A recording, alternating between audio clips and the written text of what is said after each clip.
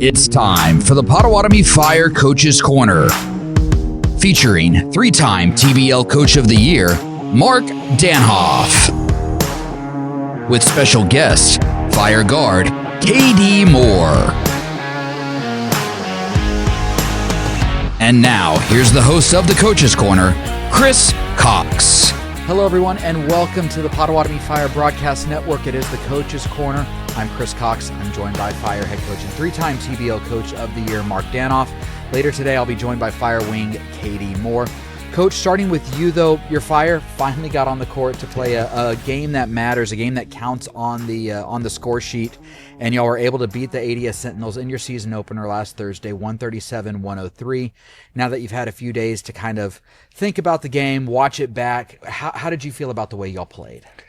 Yeah, I thought we played really well. We had some moments where we weren't playing to our best, but yet, even to say that, I thought we played a complete game for the entire 48 minutes. They shot the ball extremely well. Yeah. We defended them. They made tough shots. They're a very good basketball team.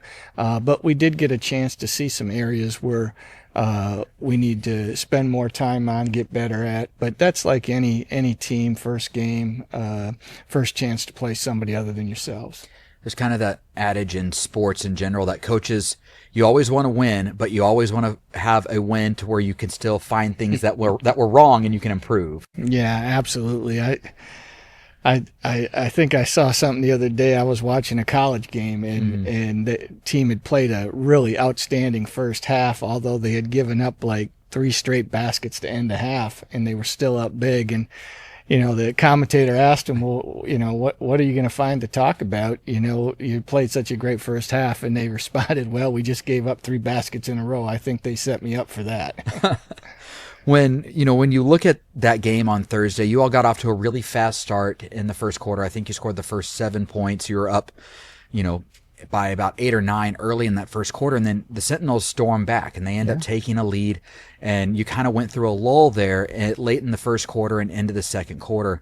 What did you say to your team to kind of get them back out of that lull and back playing Fire basketball? Well, it really wasn't a lot said. The Sentinels are a good basketball team. They were making tough shots. We were doing the things that we needed to do on our end, and we knew that eventually, the percentages would weigh out, and they would shoot towards their percentage more than shooting at the percentage they were shooting early. But we've got a veteran group. I think that tends to happen for us really over the last more years with the veteran group. We haven't had to call timeouts early during early runs. We've got great leadership. We've got a number of guys who've been with me a long time.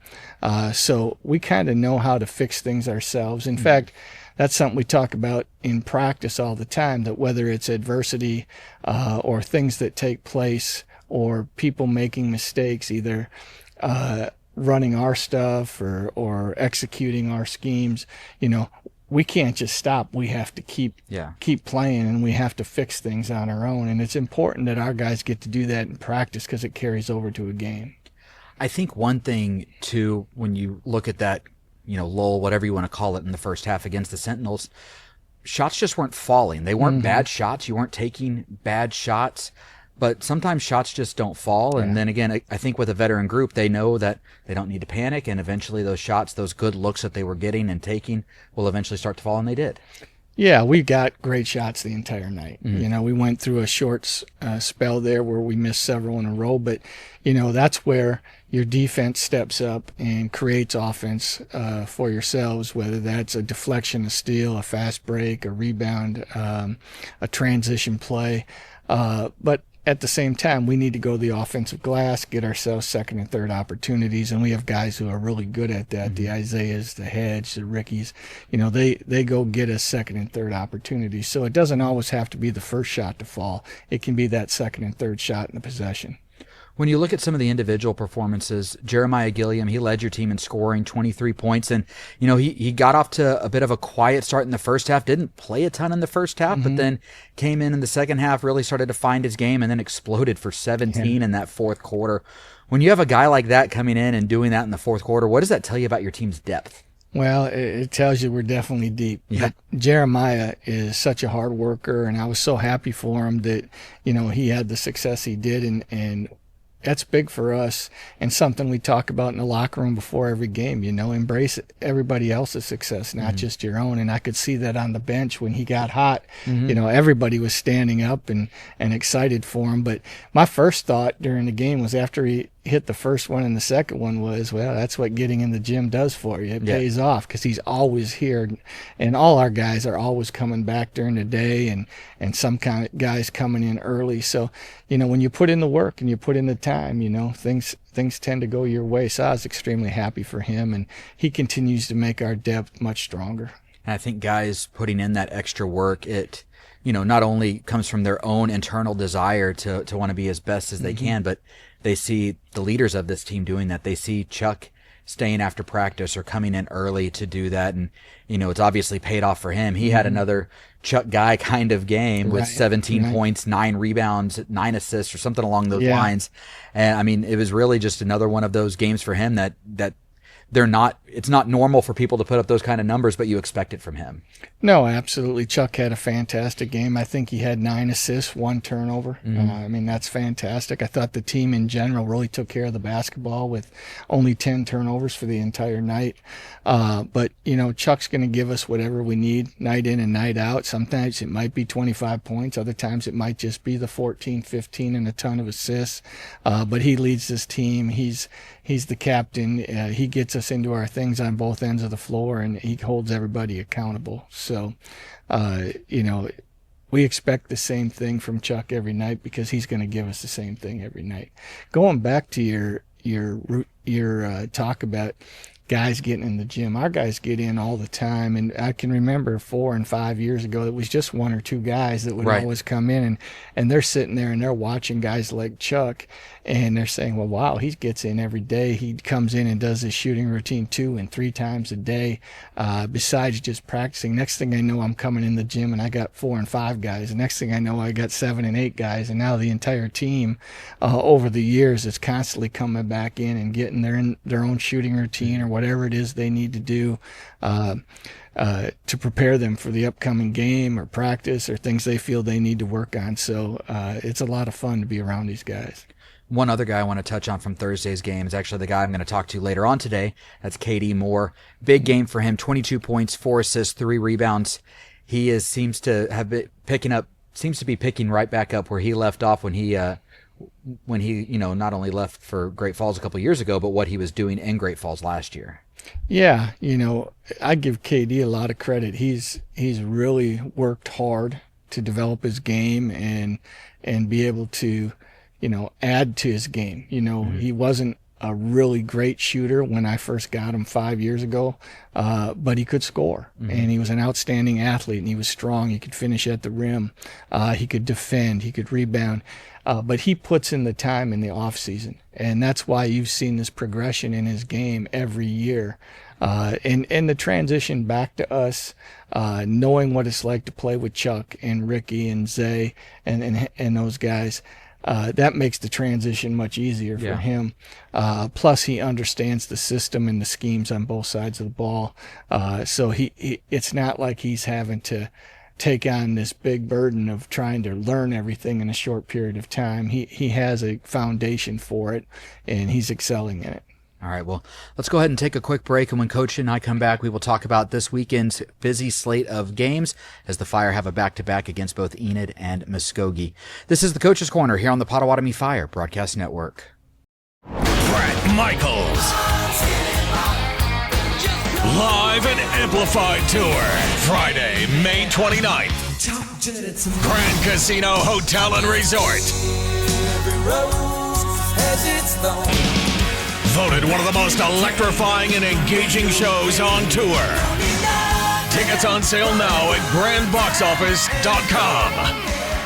Brett Michaels, the party starts now. Greetings from Vive Country, your new crazy fast neighbor, now in 16 states. We're thrilled to be your home and business internet, phone, and TV provider. From cutting-edge technology to excuse-free customer service, we're committed to our local communities. We've been working non-stop upgrading and enhancing our fiber-based network that delivers speeds up to 5 gig internet. We believe in faster speeds, community involvement, and 100% customer satisfaction.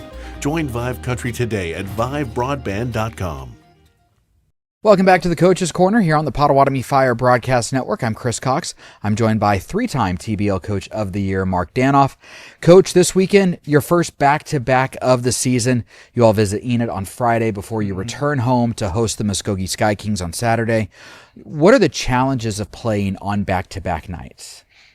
Well, obviously for a lot of teams, fatigue, especially if you're not at home for both games.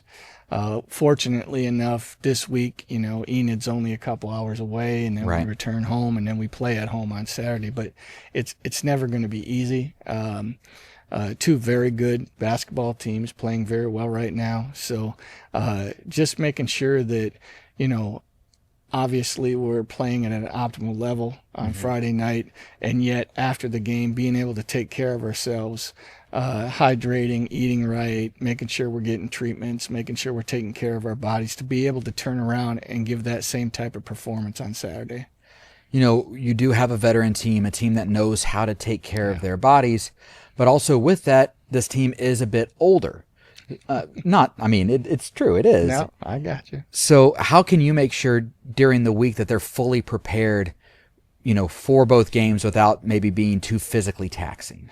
Well, that's something that we'll have to, adjust throughout the weekend. But our practices are kind of designed that way going into the week, because usually there's two games. They may not be back to back. Right. But we start out very strong. Well, actually, to begin the week with our player development and our shooting, and then we gradually build up in prep towards the game. So we've done that this week.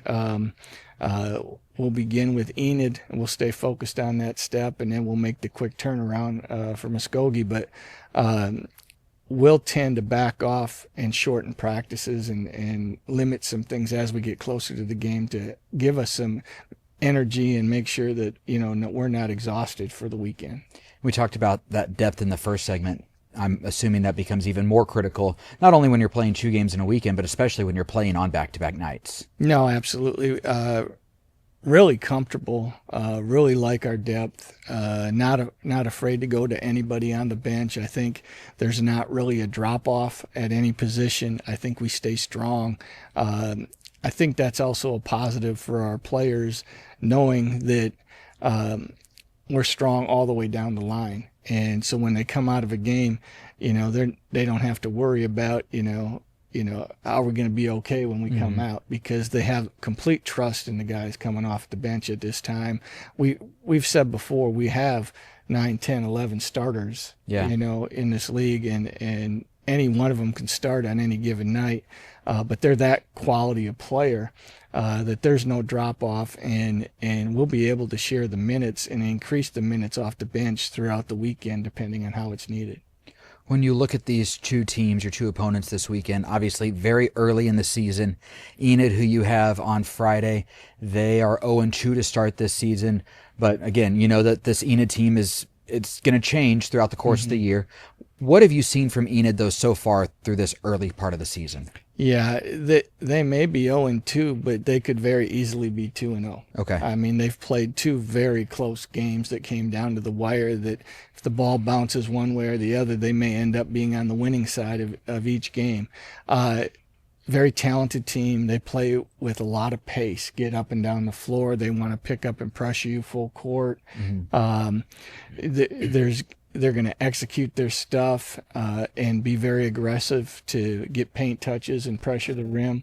At the same time, if you're not getting back on defense after a miss or even a make, they're going to blow it down the floor on you and try to get easy baskets. So they're playing with a lot of pace.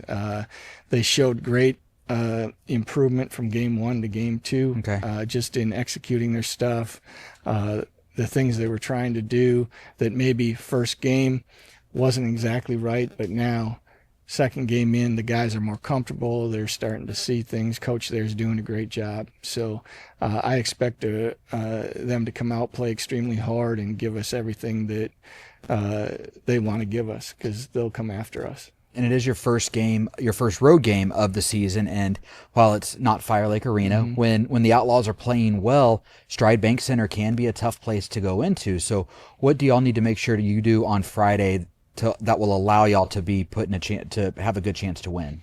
Well, we have to make sure that, we're pay good attention to detail. Okay.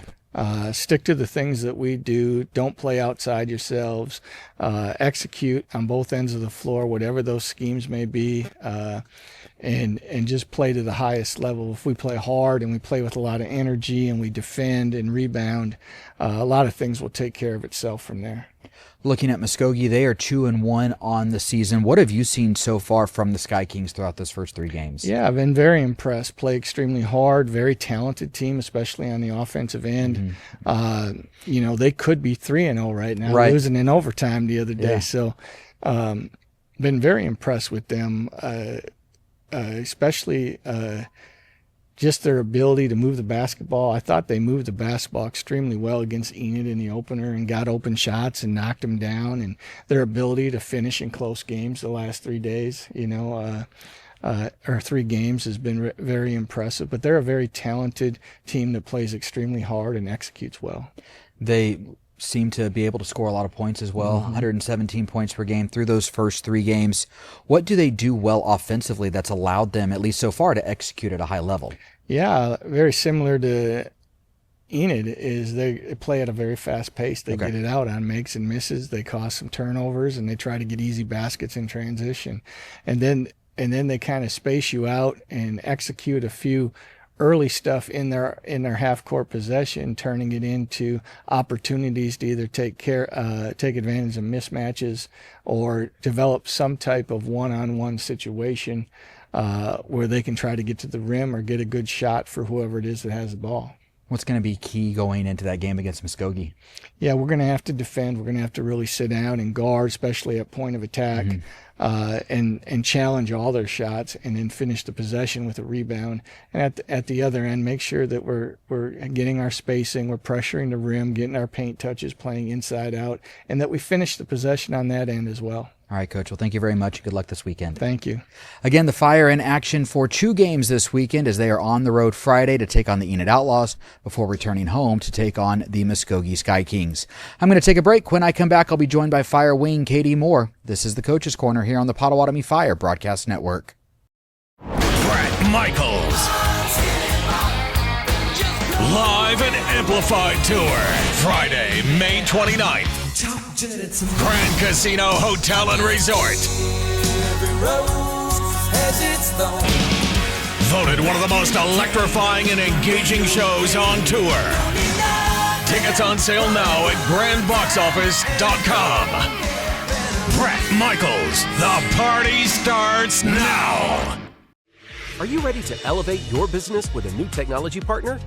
Vive provides lightning-fast fiber internet up to 10 gigs, along with powerful technology solutions that enhance your security, productivity, and efficiency. Our dedicated team of business consultants will identify your business needs and recommend solutions to address your challenges. Don't wait. Claim your free technology evaluation today. Visit business.vivebroadband.com and discover why Vive is the premier choice for your business success. Welcome back to the Coach's Corner here on the Potawatomi Fire Broadcast Network. I'm now joined by Fire Wing Katie Moore. And Katie, thanks for sitting down with me today. Thank you for having me. Katie, you're back with the Fire this year after spending last season with the Great Falls Electric. What did you learn about yourself last year? It was just a mental growth thing and a chance to see if I could do some stuff on my own. I liked the results, but it was time to get back to playing good basketball. How did you feel that you grew both on the court and off the court? Well, off the court, I was away from family, so it was a mental lock-in thing. I'm normally, only 2 hours away, but I was like 9 or something like that, some weird number.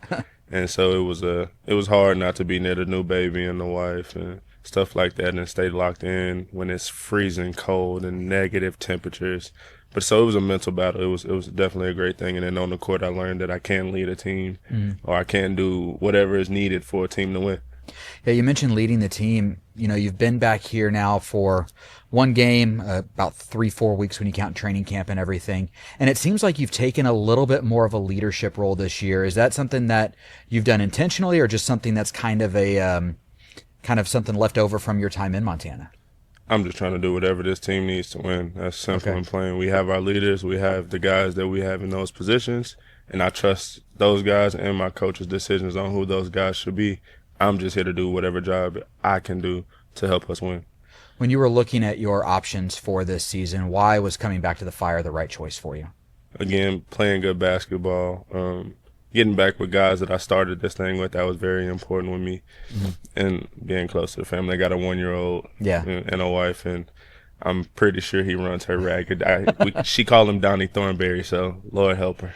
I mean, I have a 3-year-old, almost 4-year-old boy. I know it only gets more crazy.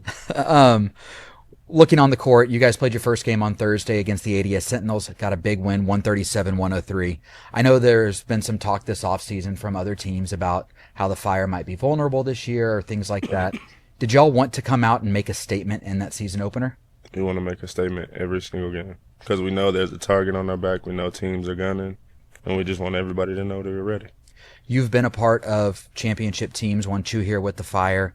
Obviously, you know what it's like to have a target on your back. For some of the newer guys who haven't been in this position yet, what are you saying? What are guys like Chuck and Ricky saying to help, to kind of show these guys, okay, this is what it means to have people coming after you?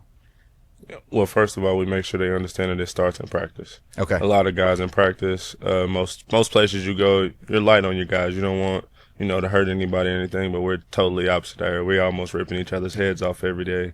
So one way or another, but it makes playing games easier. It makes, when we come in and we go up a lead like we did on Thursday, and then we lose that lead, we didn't lose our composure. Right. Because we've been there. We've had our white and reds or white and blues, whatever we want to call them, go up and battle and come back. So we're used to those fires.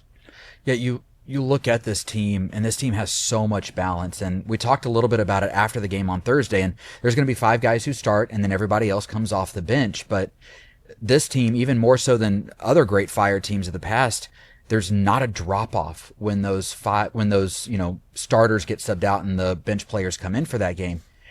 As a competitor, does that push you harder to work harder, not only during the game, but in practice as well? Definitely. You would be crazy not to think that you can lose your spot here. Coach isn't biased like that. If you're not playing up to par, he'll bench you. So every day you got to have that in the back of your mind. And then knowing guys such as Jeremiah, Jamal, Cam, those guys are on the bench. They're literally foaming at the mouth to get those opportunities. You have to be ready. You have to stay ready every day. So that's something that the starters do. We talk about that. We talk about stuff like that at home. Does it help you stay engaged as well during a game more? Definitely. It definitely does, because you know that you can give everything you got. And when you're tired, because you're gonna get tired giving everything you have somebody to come in and they have your back. You don't have to worry about losing a 20-point lead or, if it's even, them taking the lead, because you're not in. We have very capable guys over here, so we're comfortable. When you have such tough practices, how does that get you ready for games? Does it allow you to keep your energy higher during games? Does it allow you to, execute better? I mean, how do those tough practices you talked about help during games? You kind of see that, the way you're guarded in practice, you get way open. And when the people that don't know you, they don't play you as hard. Things just are wide open. You're like, dang, I didn't even know I was going to be wide open on this. I didn't even do anything. Right. But it's good basketball. It's simple basketball, and just a habit of us playing hard. When you look at this team, where are some of the areas maybe that you want to see a little bit more growth over the course of the season to know that when you get to middle of May, when you get into June, y'all are playing your best basketball? We got to keep going through adversity. A lot of guys, again, they've been through adversity, but they haven't been through the adversity with a target on your back. And that gets loud sometimes. Like, again, like I said, we lost the lead and people chirp. The other teams get real loud. They get confident. And if you ain't never been on that side, you could go downhill from there. So that's just kind of where I'm going with that. Couple games this week against some teams that y'all are familiar with, the Enid Outlaws, the Muskogee Sky Kings. Muskogee's been in both Western Oklahoma and Wichita the past couple of years, but looking at those rosters, there's a lot of familiar names on there. How much chirping do you anticipate to see this weekend?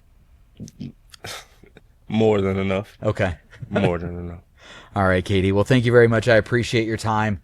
I'm glad you're back with the Fire, and I'm looking forward to talking with you more. Yeah, I'm glad to be home.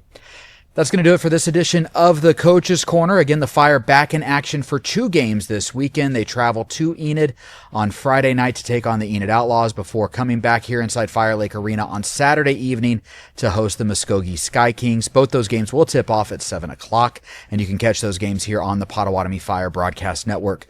Don't forget to follow the Fire on social media. You can find us on all the social media channels to stay up to date with all the latest news and notes for the Fire and TBL as a whole. That's going to do it for us today. For Fire Wing Katie Moore and head coach Mark Danoff, I'm Chris Cox, and I'll talk to you next time right here on the Potawatomi Fire Broadcast Network.